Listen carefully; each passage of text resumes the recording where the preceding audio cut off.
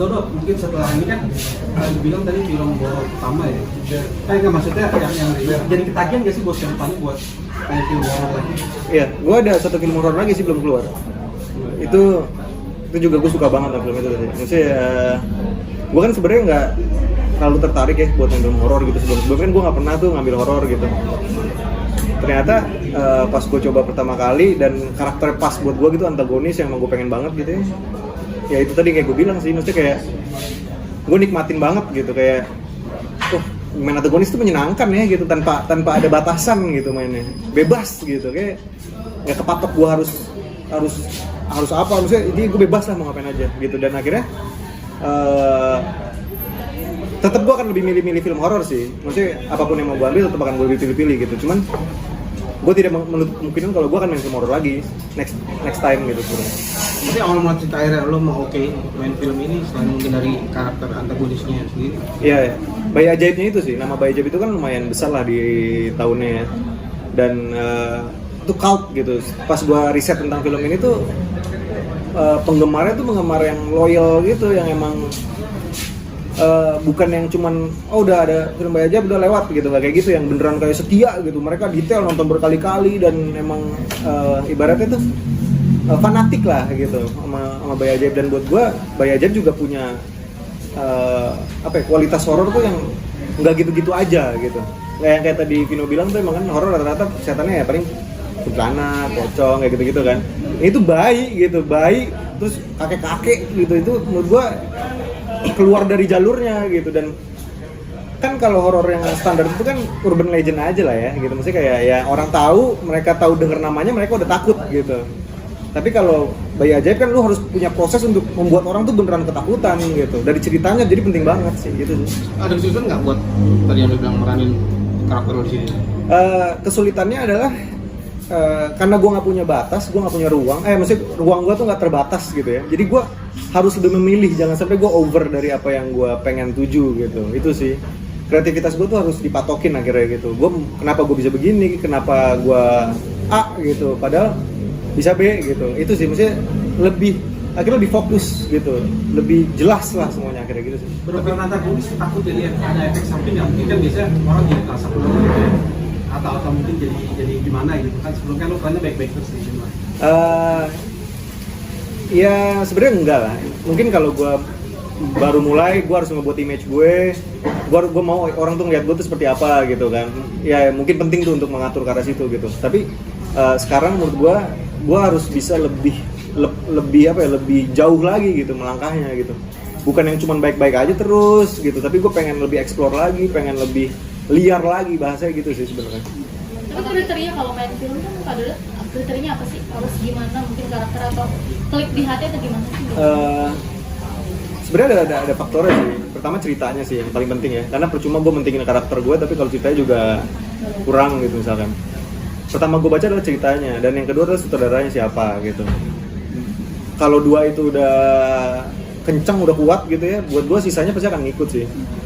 Nah kalau buat karakter sendiri, gue nggak terlalu matokin gue yang emang harus seperti apa gitu, nggak ada sih. Karena semakin natural mainnya semakin susah gitu menurut gue.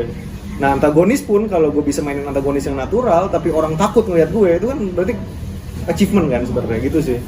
Jadi kalau secara spesifik gue maunya jadi orang gila, mau jadi orang yang psycho atau segala macam nggak ada sih.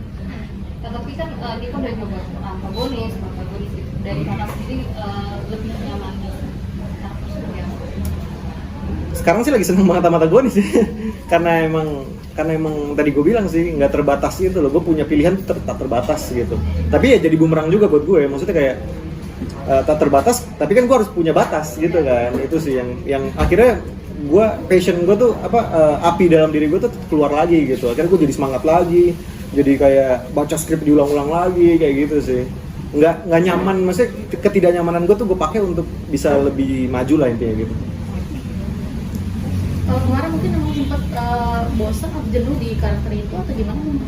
Enggak juga sih, bukannya bosen lah ya. Maksudnya kan karakter gue juga belakangan emang nggak sama gitu. Maksudnya kayak gue di Perfect Stranger misalkan gitu kan, tetap ada sesuatu di dalam hatinya gitu kan. Mesti beda-beda lah so far gitu. Walaupun mungkin looknya nggak jauh berbeda gitu. Ya lebih pingin ini aja sih, lebih pingin lebih variatif aja karakternya gitu. Mas sedikit mas, kan ada antar bahagia mas. Mungkin cerita dong setelah kelahirannya. Ya lancar alhamdulillah. Bicara bayi ajaib kan. Ya ini juga ajaib kok. Bayinya Jadi ajaib anak juga juga nggak sih sih? mas mungkin mas. Apa? Jadi rezeki anak juga sih, dalam kan karir lu tetap oke lah, syuting banyak, mungkin ada ini nggak? Ya alhamdulillah ya, mudah-mudahan emang anak kan katanya bawa rezeki gitu ya. Ya semoga kedepannya juga ngasih rezeki terus, ngalir terus lah kerannya mudah-mudahan gitu. Yang pasti sih gue nggak mentingin kayak gitunya lah, gue mentingin anak gue sehat gitu, terus anak gue bisa membesarkan anak gue secara baik dan benar gitu aja sih. Di kepala gue sekarang itu aja dulu sih. Soal namanya mas mungkin mas. Ya namanya kan Naiswari Istika Dia Kusmaji kan. Naiswari itu artinya? Naiswari itu anak yang berkata jujur, anak yang jujur lah intinya. Kalau Istika itu anak yang berkeinginan maju. Jadi anak yang jujur berkeinginan maju gitu sih. Kalau dianya tuh bidadari, kalau Kusmajinya dari nama belakang keluarga gue. Tapi kemarin pengalaman menemani langsung istri melahirkan gimana? Iya, deg-degan sih, maksudnya ini kan hari yang kita tunggu-tunggu lah waktu itu kan. 9 bulan kita nunggu, kita mencoba untuk untuk bisa apapun hasilnya nanti pas keluar kayak gimana, kayak gitu-gitu kan. Intinya kita mencoba untuk positif lah gitu, dan hasilnya menurut gue, anak gue lahir, gue ngelihat anak gue dikeluarin dari perut gitu. Ini sesar ya ini, anak gue dikeluarin dari perut. Yang tadinya dia pas dikeluarin di Maya terus kayak ditiup ada nyawanya masuk gitu ke badannya, terus gue ngeliat dia gerak, gue ngeliat dia nangis, ya itu hal yang luar biasa lah ya. Maksudnya kayak pertama kali hidup gue gitu. Jadi emang gue susah sih pakai kata-katanya untuk menyebutkan itu ya, cuman intinya luar biasa lah di hidup gue gitu. Melihat perjuangan istri lu sendiri gimana ketika itu? Ya, gue bersyukur dia sesar sih sebenarnya, karena akhirnya dia tidak melewati banyak hal yang menyakitkan kan. Mesti kayak harus misalkan ngedengnya sampai teriak-teriak atau kayak gitu-gitu kan. Dia pengennya normal banget sebenarnya, dia pengennya dia udah latihan normal, dia udah sampai sekolah normal, yang sekolah untuk lahiran normal, pakai doula dan segala macem gitu. Cuman akhirnya pas gue ngeliat itu, dari cerita-cerita tuh less menyakitkan daripada normal gitu menurut gue. Gue mesti ini jadi kontroversial takutnya. Gue tidak yang ini lebih baik, ini lebih baik, itu enggak, ini persepsi orang beda-beda pasti. Cuman menurut gue melihat istri gue lebih lega gitu, karena gue ngelihatnya dia less menyakitkan lah intinya gitu. Intinya dia bisa menikmati itu semua gitu dari situ gitu sih. Tapi akhirnya kan waktu itu Kak Dodet pernah bilang udah latihan normal segala macam Yeah. gitu. Sampai akhirnya jadi sesar tuh ada kendala apa seperti itu mungkin? Iya, jadi emang ada kendala. Jadi emang kalau kata dokternya sih, katanya ini kasus ke-12 katanya, yang emang kalau lagi hamil terus kena COVID, air ketubannya tuh berkurang gitu. Pernah dengar nggak? Iya, jadi emang waktu di bulan kelima kalau nggak salah tuh air ketubannya 7 nomornya gitu nilainya. Terus di bulan ke-8 bukannya nambah karena dia minum terus kan, bukannya nambah malah berkurang, malah 6. Terus tiba-tiba di bulan ke-8 jadi 5. Akhirnya dokter bilang ini harus sesar gitu. Ya udah, keluar juga di 36 minggu gitu. Jadi emang sebenarnya belum 9 bulan, hampir 9 bulan banget. Pertama kali skin sama anak langsung skin to skin. Kalau dia keluarin terus ditaruh di itu kan, dipanasin, diangetin gitu, diangetin gitu, terus habis itu gue azanin, sekalian gue pegang, terus skin to skin ya pasti nyampe rumah sih. Kak Dodet rasa jadi ayah. Ya aneh ya. Ternyata ya masih kagok lah, maksudnya ini kan pertama kali lah ya, gue masih kagok, masih mencoba, masih mencari tahu, tapi so far sih so good ya, maksudnya nggak ada kendala yang sampai gimana gitu ya, Pak. Dengan paling cuman kayak tidur gue jadi kurang gitu, karena gue harus bangun jam 2 pagi, jam 3 pagi, walaupun yang nyusuin istri gue gitu ya, tapi kan gue tetap bangun lah, at least ngeliat, nemenin gitu, bantuin kalau tiba-tiba dia kesusahan untuk bawa bayinya. Tapi ya so far so good, istri gue juga happy, air susunya lancar semuanya, nilainya bagus semua, 100 semua susunya pas dikeluarin gitu, banyak, jadi kita udah punya tabungan susu tuh banyak gitu. Jadi gue ngeliat istri gue seneng, anak gue sehat, semuanya jadi bahagia sih. Ada perubahan nggak sih dari Kak Dodet sendiri? Sekarang game dikurangin atau gimana? Enggak, itu berguna itu, karena kalau di jam pagi-pagi gue main game kan gue bisa nemenin anak gue. Iya. Ada perubahan lain nggak sih? Pengen cepet pulang kalau kerja gitu atau gimana? Ya, gue tahu anak gue ditanganin sama orang yang tepat lah, sama istri gue gitu. Gue percaya sama istri gue bisa nanganin anak gue. Jadi gue percaya di saat gue lagi kerja, gue nggak akan kepikiran anak gue gimana ya, anak gue ini ya, anak gue gitu ya, enggak. Jadi gue so far gue tetap ngerasa kayak safe gitu, maksudnya kayak anak gue aman di rumah sama istri gue, bahagia mereka berdua, gue kerja nyaman gitu sih.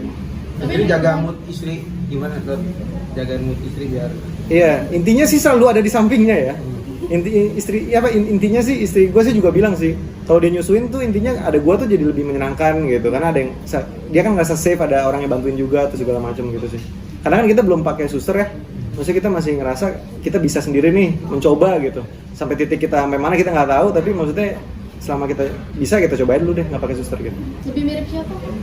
Mirip gue, anaknya bule. Mesin ya. Gimana menutup tahun nih dengan kebahagiaan jadi seorang ayah dari tahun 2022, berarti luar biasa sekali untuk Kak Adipati sendiri. Iya, ya alhamdulillah lah, maksudnya semuanya lancar dengan, maksudnya ya ada lah naik turunnya ya. Cuman gue bersyukur kalau emang sekarang tuh gue ada titik ini gitu dan udah punya anak, semuanya lancar, semuanya bahagia, itu udah buat gue udah cukup sih. Maksudnya ya tinggal gimana caranya gue bisa ngidupin anak gue aja kan gitu sebenarnya. Masih nggak nyangka nggak gitu?